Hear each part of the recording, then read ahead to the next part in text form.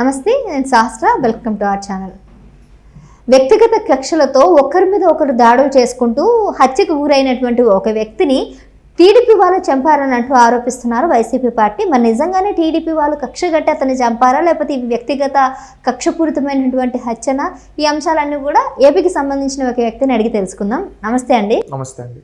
So ఇప్పుడు వినుకొండలో జరిగినటువంటి ఏదైతే ఇష్యూ జరిగిందో ఆ దాడులు కానీ ఇద్దరు మధ్యన ఒక వ్యక్తిగత కక్ష లేదంటే కుటుంబ కక్ష వాటెవర్, ఆ కక్ష గొడవల్లో ఆ దాడుల్లో ఒక వ్యక్తి చనిపోయారు. ఆ వ్యక్తి చనిపోయిన వ్యక్తి వైసీపీ పార్టీకి సంబంధించిన వ్యక్తి కాబట్టి ఇప్పుడు వైసీపీ పార్టీ వాళ్ళంతా కూడా దాన్ని రాజకీయాలు చేయడానికి, ముఖ్యంగా ఈ శవ రాజకీయాలు చేయడంలో వీళ్ళు దాటుదేరారు కాబట్టి దీన్ని కూడా వాళ్ళకి అనుగుణంగా మలుచుకోవడానికి ప్రయత్నిస్తున్నారని అంటున్నారు.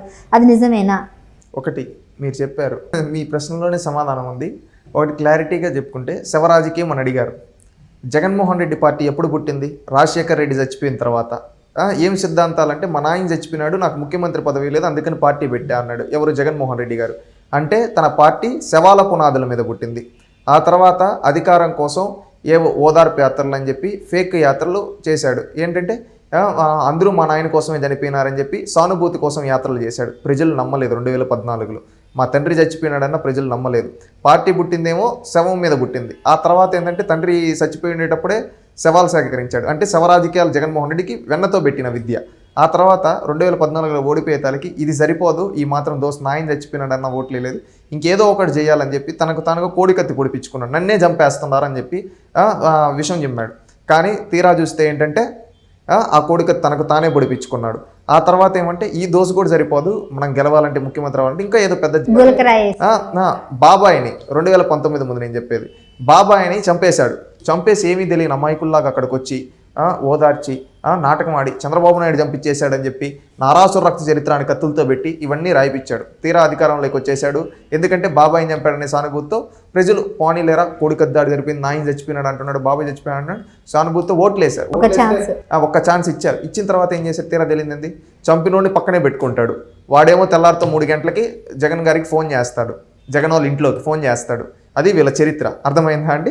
ఈ విధంగా శవ రాజకీయాలు చేయడంలో జగన్మోహన్ అధికారంలోకి ఏ విధంగా వచ్చాడు? శవాన్ని అడ్డు పెట్టుకునే వచ్చాడు. మళ్ళీ 2024 ఎన్నికలకు ముందు గీతాంజలి అనే ఒక ఆడబిడ్డని హత్య చేశారు. ఎవరు? ఈ వైసీపీ వాళ్ళే వేధించి వీళ్ళు చేశారంటే మీరు ఇక్కడ ఆలోచించండి. అక్కడ శవ రాజకీయం చేశారు. ఇప్పుడు ఏంటంటే వీళ్ళ పార్టీ మొత్తం గమనిస్తే శవాల మీద పేలాలు ఎలుకునే వాళ్ళు అంటారు కదా, ఆ విధంగా శవ రాజకీయాలు మాత్రమే చేస్తూ ఉన్నారు పార్టీ పుట్టినప్పటి నుంచి ఈ రోజుటి వరకు. ఇప్పుడు అధికారం కోల్పోయింది. ప్రజలు ఇవన్నీ గమనించి చిత్తుగా ఓడించారు జగన్మోహన్ రెడ్డి నీచ పరిపాలన చూసి. ఎందుకంటే జగన్మోహన్ రెడ్డి గారి పరిపాలనలో రాష్ట్రం మొత్తం మీద దాదాపుగా 1200 మంది అమాయకుల్ని ప్రాణాలు తీశారు. ఎవరు? ఈ జగన్మోహన్ రెడ్డి పార్టీ నాయకులు, జగన్మోహన్ రెడ్డి సాక్షాత్తు. అదేవిధంగా కేసులు పెట్టి వేధించాడు, రాష్ట్రం మొత్తాన్ని విధ్వంసం చేశాడు, దోచుకు తిన్నాడు. ఈ విధంగా ఏంటంటే శవ రాజకీయాలు ఏం చేసింది, ఇతను పనికిరాడు రాజకీయాలకు అని చెప్పి ప్రజలు ప్రతిపక్ష స్థానం కూడా ఇవ్వకుండా 11 స్థానాల్లో కూర్చోబెట్టారు. ఎవరిని? ఈ జగన్మోహన్ రెడ్డిని. 11 స్థానాల్లో కూర్చోబెడితే ఇంకేం చేయాలి? రాజకీయ ఉనికి కావాలి కదా. అంటే ఈ పార్టీని భూస్థాపితం చేయడానికి ప్రజలు సిద్ధమైపోయారు. ఆ విధంగా సీట్లు ఇచ్చారు. రేపు వచ్చే ఎన్నికలకి సమాధి కట్టేస్తారు. అందుకని నా పార్టీని సమాధి కట్టేస్తారు. నేనేదో ఒకటి ఉనికి కావాలంటే ఏం చేయాలి? ఇతనికి ఏం తెలుసు? ప్రజా పోరాటాలు చేయడం రాదు.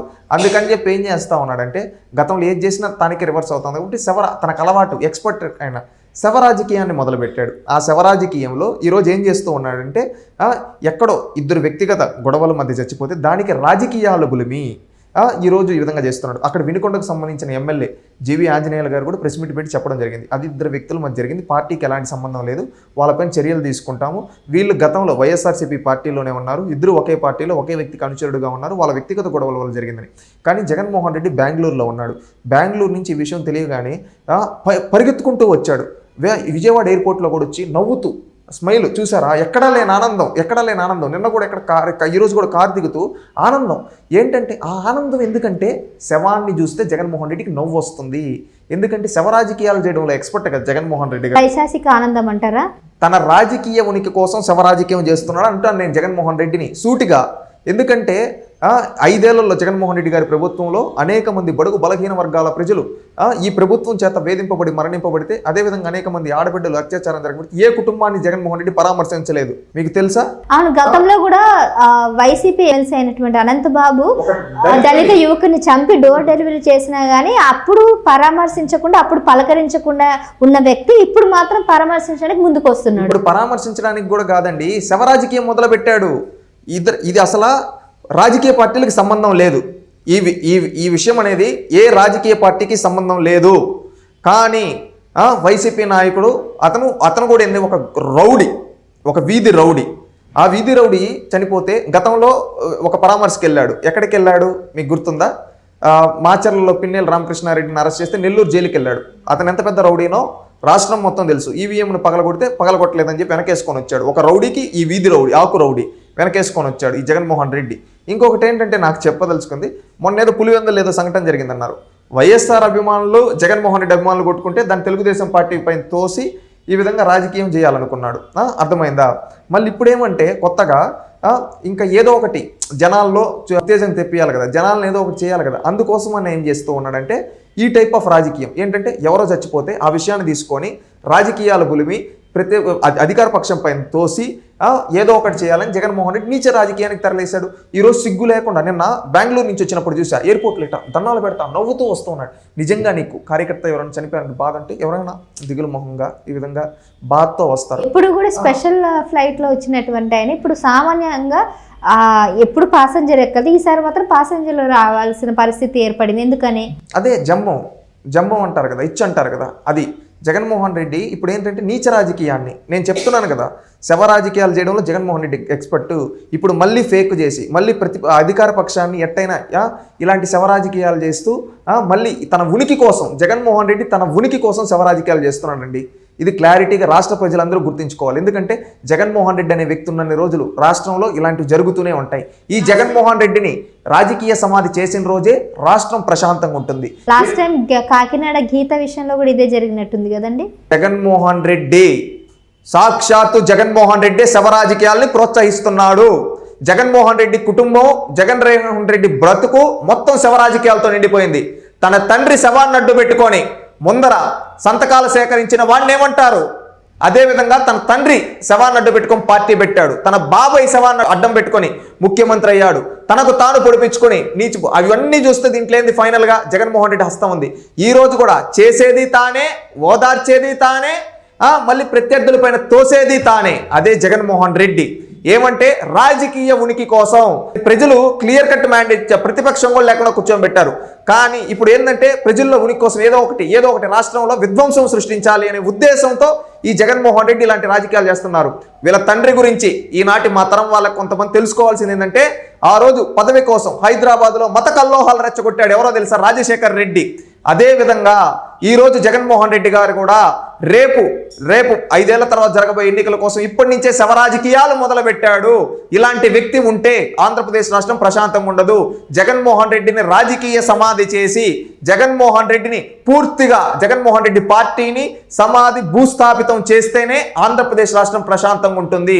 చంద్రబాబు నాయుడు గారు కూడా ఈ విధంగా శవ రాజకీయాలు చేసే జగన్మోహన్ రెడ్డిని చట్టబద్ధంగా, న్యాయబద్ధంగా ఇతని పైన ఉన్న కేసుల ద్వారా ఇతన్ని శ్రీకృష్ణ జన్మస్థానానికి పంపిస్తేనే రాష్ట్రం బాగు. లేకపోతే ఏంటంటే రాష్ట్రంలో అభివృద్ధి కార్యక్రమం జరుగుతుంది అనుకో, ఇతను వచ్చి విధ్వంసం చేస్తాడు. ఇప్పుడు ఒక మంచిది రోడ్డు వేస్తా ఉన్నాం, వీళ్ళ మనుషులు పంపించి ఏమంటాడు తెలుసా? రోడ్డు వద్దు అని చెప్పి గొడవ పెట్టిస్తాడు. ఇంకొక దగ్గర ఏదన్నా ఒక కంపెనీ తెస్తూ ఉన్నాం, ఈ కంపెనీలో నిన్నగోడు చూసా, ఎవడో చరణ్ రెడ్డి అంట, ఇంకొక తోక పెట్టుకొని ఉన్నాడు. ఒకే తోక ఉన్నాయి, ఒక 2-3.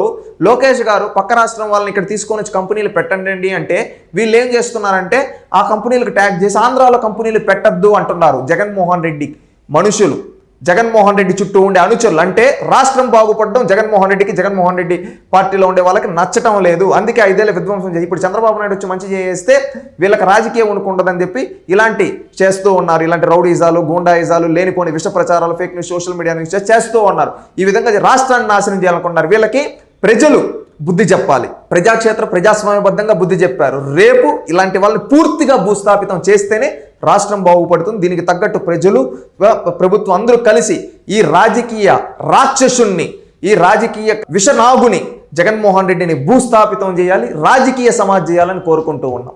రైట్ అండి, థ్యాంక్ యూ.